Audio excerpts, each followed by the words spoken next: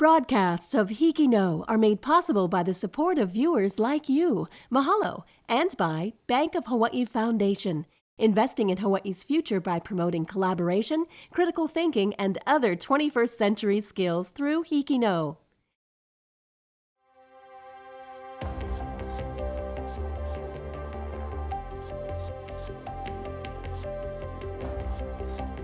Aloha, I'm Noah Famuina, a HIKI NŌ student from Castle High School in Windward, Oahu. And I'm Kuhui Raymond, a HIKI NŌ student from Waianae High School in West Oahu. Welcome to the third episode in a series of 7 specials showcasing the nominees for the 2017 HIKI NŌ Awards. And each episode will present the nominated stories in a particular category or series of categories. These stories represent the very best work created by HIKI NŌ students from the 2015-2016 school year and from the fall of this current school year. The nominated stories were selected by PBS Hawaii's HIKI NŌ Editorial Board based on a set of very strict and specific criteria. You can find out who all the nominees are at pbshawaii.org/HIKI NŌ. At this moment, veterans from Hawaii's journalism, broadcasting, and film and TV production industries are judging each nominated story based on the same criteria used in the nominating process. The judges' scores will be added up, and the nominee with the highest score in a given category will be declared the winner of that category. The winner in each category will receive $1,000 worth of production equipment for their school's media program. HIKI NŌ Awards go to schools, not individuals. You can find out who all the winners are by tuning in to our special HIKI NŌ Award show Thursday, March 23rd at 7:30 on PBS Hawaii. In today's episode, we'll be showing the stories nominated for Best Writing, Middle School Division. While HIKI NŌ students do their own reporting, interviewing, filming, and editing, the writing process is arguably the most important aspect of creating a successful HIKI NŌ story. Images and sound are just tools used in the telling of story. Without the story, you have nothing. With that in mind, the nominees in this category will be scored by the judges based on the following criteria. Did the nominee tell a compelling, well-thought-out story? Did they clearly present the information needed for the viewer to understand the story or issue at hand? If it was an issue-based story, did the reporter-writer provide differing perspectives on that issue? Did the story hold your interest, and did it end with a satisfying or thought-provoking conclusion? Was it well written? Let's see how the stories nominated in this category measure up to these tough criteria. Our first story comes from Aliamanu Middle School in Salt Lake District of Oahu. It takes us behind the scenes into the inner workings of the school's nerve center, the administration office. Nominated for Best Writing, Middle School Division, here is Front Office from Aliamanu Middle School. It's the start of a new day at Aliamanu Middle School. But as with most schools, it doesn't begin with the students arriving. The staff has already started their workday, preparing the campus for another day of learning. At the center of all this activity is the front office. The workers there play a key role in the day-to-day operations of the school. So our office can get busy. I mean, sometimes, like we're sitting, all of a sudden, boom, 3 people walks in at one time. Just so happens that phone starts to ring. I'll come around, I may take a bite of my sandwich, but right after that, I'm looking up something. I'm looking for the student's class. Parent will come in, oh, my child needs this for their classroom right now. So yes, we are very busy. They even have to deal with other living things that find their way into the front office. Yes, it can get busy in the office, but it's the School Administrative Services Assistant, otherwise known as the SASA, who hopes to keep everything moving smoothly. I maintain and oversee the front office and the clerks here. I support the faculty and staff in any kind of personnel things. I work with the principal regarding budget. A lot of it is a supporting role. One key member of the office who has each student as her main focus is the attendance clerk. Whether a school is small or large, the attendance clerk is often busy keeping track of students who are absent or tardy. Well, when the children come in the morning and they're tardy to school, I check them in, I give them a pass to go to class, and I log it in the computer. I also take care of the flag monitors, assigning flag monitors and I also assign office monitors, and they help us during the day. And for some children, a visit to the office often means interacting on their own with an adult who is not their parent or teacher. I come into the office every once in a while in case I need an appointment or I'm going to an appointment or just in case I need anything. I think they're very helpful, and the fact that they are friendly towards me and other students, that really keeps me calm knowing that I can trust them. Many others appreciate what the office staff does as well. They're just always smiling and helpful. I appreciate these ladies more than you know. They do everything. I appreciate that they help us not be late to class. I just think they're awesome. They're really nice and they're really funny, and they just, every time I come in here, they're just like joking around, laughing, and it's really a good environment. So if you ever want to know where the heartbeat of a school is, ask where the administration building is and see what goes on behind the front office. This is Mililani Mendoza from Aliamanu Middle School for HIKI NŌ. What a great look behind the scenes. Kukui, from a writing perspective, what did you think of front office? Well, I like that they talked about the workers and like what goes on behind scenes and how they run the school and everything. I thought it was really uplifting getting, to see them run the school and run around and have a lot of fun in the story. Now, our next nominee comes from Kauai and Chiefess Kamakahelei Middle School. Their story explores the powerful bond between rescue dogs on Kauai and their trainers and handlers. Nominated for Best Writing Middle School Division, this is Canine Search and Rescue from Chiefess Kamakahelei Middle School. Dogs are often considered man's best friend, but for members of the Kauai Search and Rescue Canine team, they're absolutely essential to finding missing people on the island of Kauai. Our dogs are so loyal to us that they're always also looking out for us. They'll run ahead at times, but then they'll turn around and check back and see where you're at and see if you're following them. So it's really just both of us working together. Any dog is welcome to become a member of the KSAR team. Mainly, handlers look for the special characteristics in a canine. There's, of course, obvious things that you want to look at. One is curiosity. You want to get that little puppy that is very curious about you. You want little puppies that are brave, ones that you throw the ball and they'll bring it back, and puppies that love people. Search dogs begin training as puppies. They start off with simple exercises to get comfortable with their handler. Then, they move on to find certain targets. They also train to receive special certifications. The third part is you go find the handler, come back, and then go tell the person that there is a victim or subject has been found there. That is the essence of search and rescue. My girl Astro, we started her at 8 weeks old training for search and rescue. And we would be out in the yard and trying to find anybody that would come by, anybody who would come visit us. We'd say, oh, could you hide for us? And that's just the start of the training. You train every day in your yard, in your backyard. You train on the weekends with the team. The main goal of a rescue mission is to find the missing victim alive. KSAR members and their dogs are prepared for the unexpected and the unfortunate.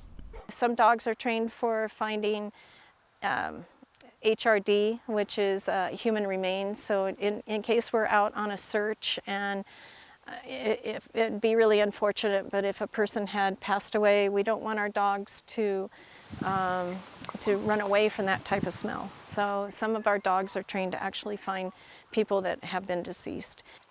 To create a greater chance of a successful mission, the dog handlers build up a special relationship with their dogs to create a feeling of companionship. The dog and the handler is one team, is one unit. The relationship is very close. Our dogs for years have slept on our beds, live in our house. Actually, it's their house, we just pay the mortgage. Always a close relationship between dog and handler makes the team work very well. We've had a find up in a young hunter from Kauai, got away from his group early in the morning. We were out 2, 3 o'clock in the morning and he had to go back to a truck. Came back and he got lost for 2 days. To be able to tell his dad, who was very deep in the Waialeale area that we had found his son, to watch his dad just hug his son, I think that's chicken skin. I mean, that's just, there's nothing any better than that. Papa, go, come on. The bonds, training, and commitment among members and rescue dogs reflect one purpose. They are here for the people. This organization, made up of all volunteers and their dogs, work to bring closer to those who are missing their loved ones. This is Brent Torres from Chiefess Kamakahelei Middle School for HIKI NŌ. Wow, what an amazing story about a man's best friend. Noah, based on the writing criteria, how do you feel Canine search and rescue measured up? Well, I really liked how they showed us from when the dog was young to how it progressed and then all of the things that it could do. Me too. And I thought they were adorable. Now, our next story comes from Kamehameha Schools, Maui Middle and Upcountry Maui. They crafted a story about a non-profit organization that is dedicated to feeding the homeless and others who are down on their luck. Nominated for Best Writing, Middle School Division, here we have Feed My Sheep from Kamehameha Schools, Maui Middle. Nothing wrong coming in here. It's all good people. We're all Christians. We're all good people. Some Maui residents struggle to get food to eat and rely on local agencies such as Feed My Sheep Maui for assistance. Now one man who receives a weekly donation of food finds a new purpose in life through giving back to his community. Somebody asked me if I'd like to help out, and I said, sure, why not?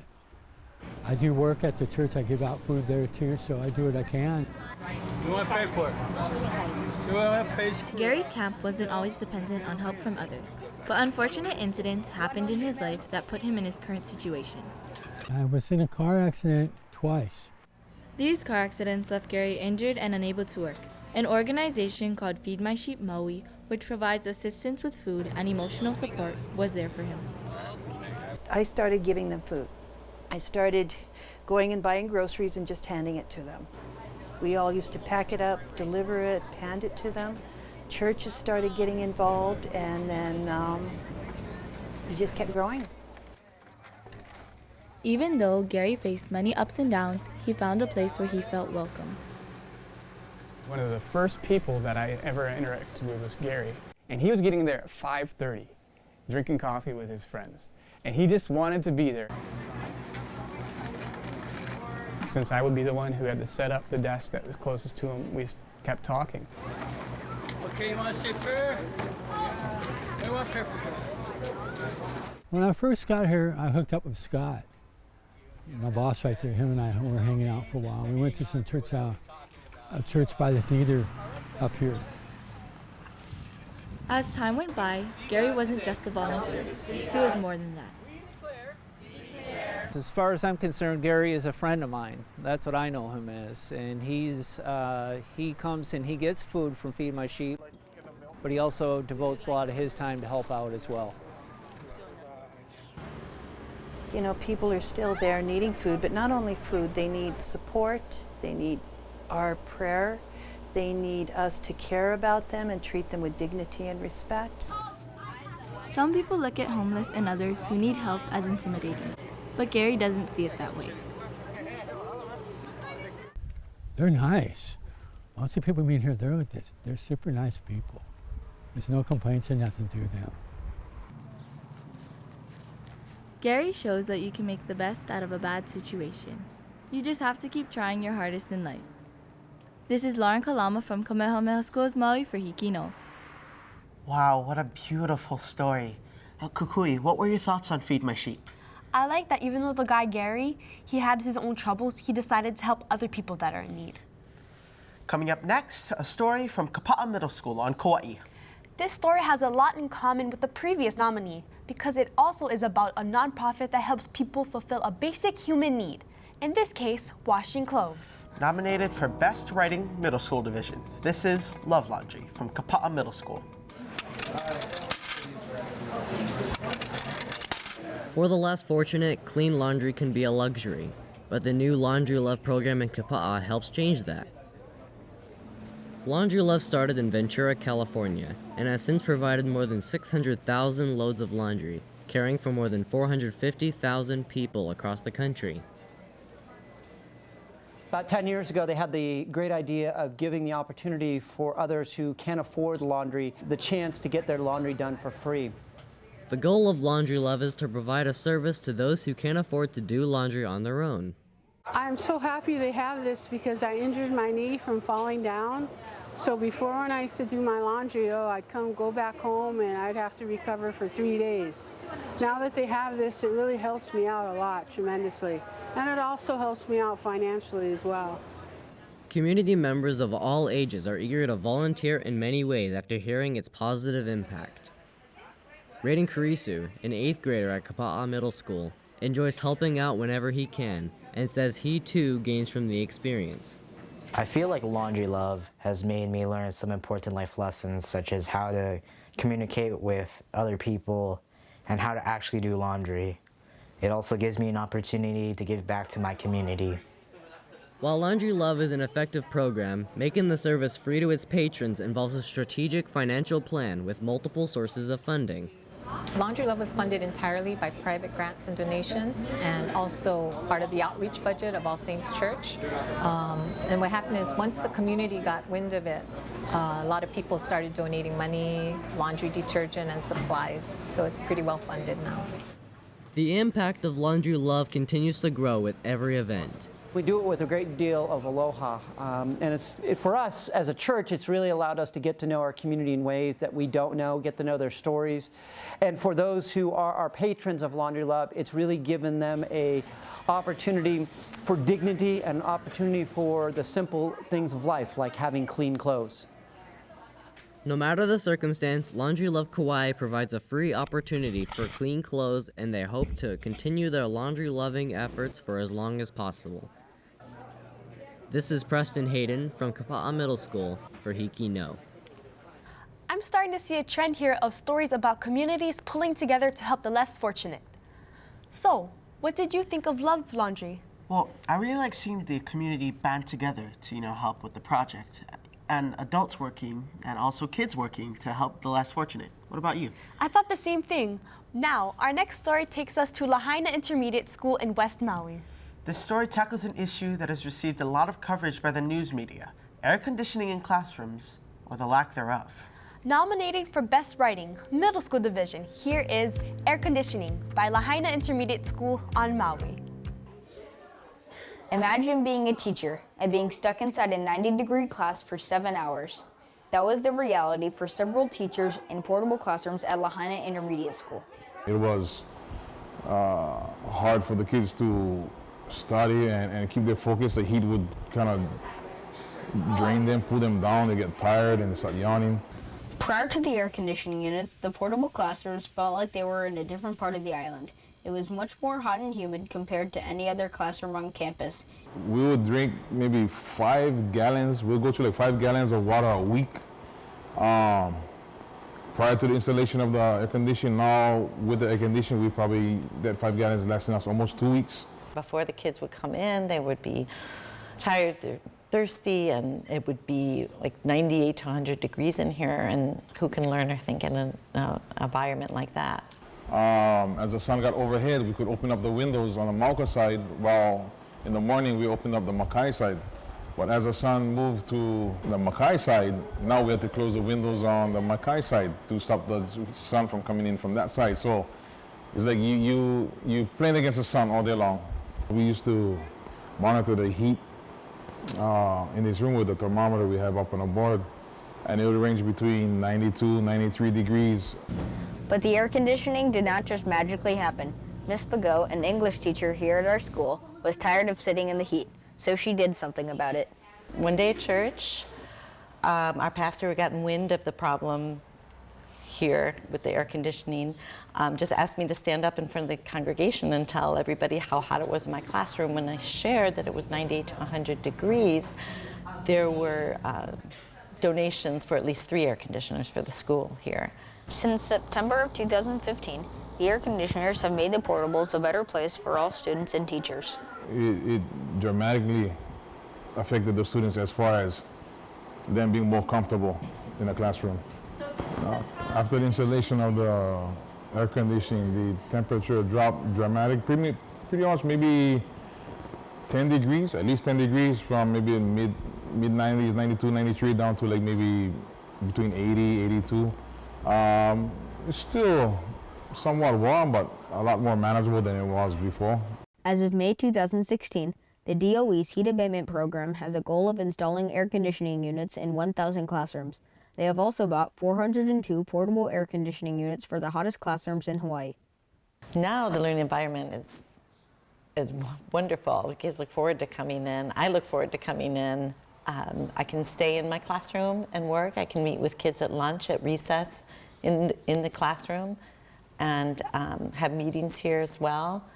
And it's just a complete change around, like night and day.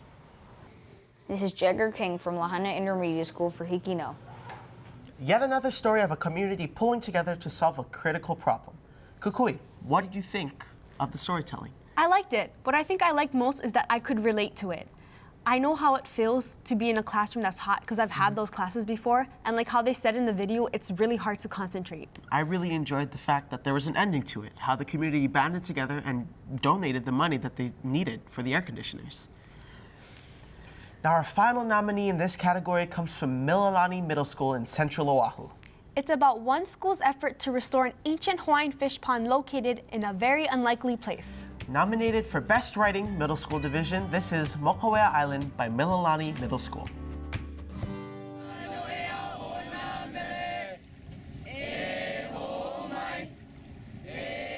A traditional Hawaiian blessing, which allows students to step foot on Mokuʻea Island, starts off an unusual day for Mililani Middle School students. Mokuʻea Island is a small island located off of Keahi Lagoon near the airport on Oahu. This historical site was an ancient fishing area where there once were many fish ponds. Once a year, 7th and 8th grade students paddle to Mokuʻea Island for a day of work.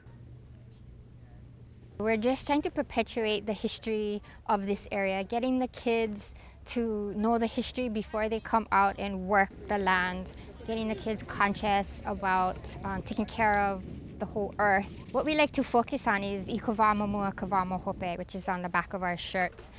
That means the future is in the past, so we have to look back at what our ancestors laid out for us. We're basically traveling in the canoe, so we're paddling in the wake of our ancestors, and then we're walking the aina. Mililani Middle School students have been coming to the island since 2009, doing everything from planting native plants they raised at school to clearing brush. We had help from the community to just clear this fish pond behind us, getting rid of the mangrove. Right now we're just trying to maintain the mangrove.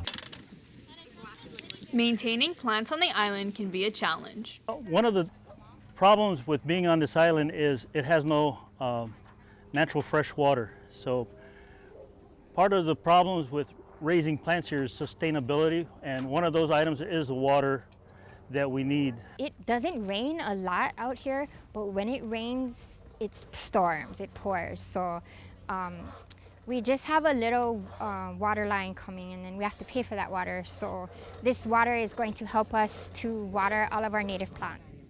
The water catchment system was a great idea by Jenny Kurohara. She's actually Dr. Kurohara. She got a grant to put this up on our bathroom. In our class, recently we got the opportunity to make a water catchment designs, which would be built and to help at Mokuʻea.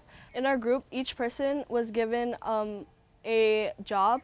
So one person had to research the materials that we would use and how much, because we had a budget. UH students came, and some of the people that worked on Mokuʻea came and took a look at the designs, and they chose the best ones out of the class. This project's important because I think Mokuʻea Island is one of the last places where in Hawaii how it used to be. It's important because we're able to still hold on to the past and show how important it is, so they can continue living their lifestyle. It's always what we can do for her, not what we can get out of her. And we would like to be able to keep Mokuʻea for all generations to have it as an outdoor classroom. Yes. This is Savannah Fernandez from Mililani Middle School for HIKI NŌ. Wow, another inspiring story. So Noah, what did you think of the writing at Mokuʻea Island? Well, I really like how they captured the Hawaiian mindset of giving back before you take anything out. And I think the fact that they're revitalizing the place is just amazing. I agree, Noah. And that story rounds out an impressive group of nominees competing in the category Best Writing, Middle School Division. I have a feeling the judges are going to score these stories very closely. They're all excellent. But there are many more categories and nominees to come. In fact, fellow HIKI NŌ students Lara Sato and Zakai Saruri will be presenting the nominees for Best Writing, High School Division, next week at the same day and time right here on PBS Hawaii. For updates and for the complete list of nominees in the 2017 HIKI NŌ Awards, visit pbshawaii.org/HIKI NŌ. Noah and I will be back here in 3 weeks to present the nominees for Best Overall Story, Middle School Division. Until then, a hui hou kako.